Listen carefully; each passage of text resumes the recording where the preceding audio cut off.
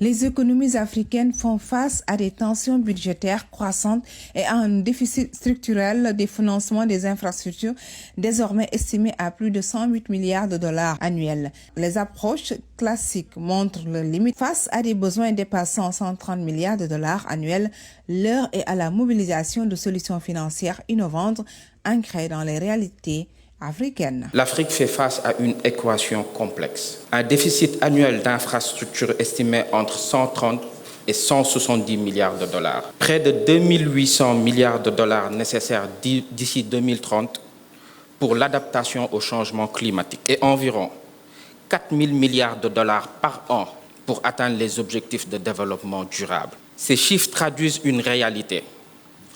Nos besoins de financement sont colossaux.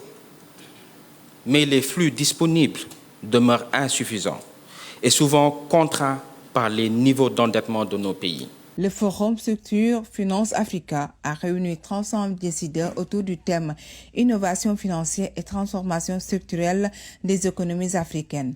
Dans son intervention, Babanan Patoki, directeur de l'autorité des marchés financiers de l'UEMOA, a fait savoir que la finance structure représente un levier stratégique incontournable. Pour que l'Afrique parvienne à transformer durablement ses économies, des réformes structurelles sont indispensables. Ces réformes ne pourront aboutir sans une refonte profonde de notre secteur financier.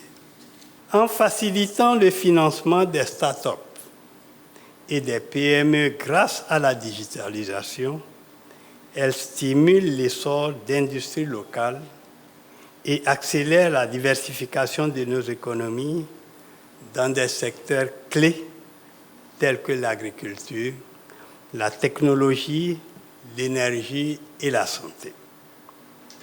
Dans ce cadre, le rôle de l'AMF-UEMOA sur le marché financier régional n'est pas d'être un régulateur statique, mais bien un architecte de la confiance, chargé de poser un cadre réglementaire qui permette l'innovation de prospérer et d'attirer les investisseurs.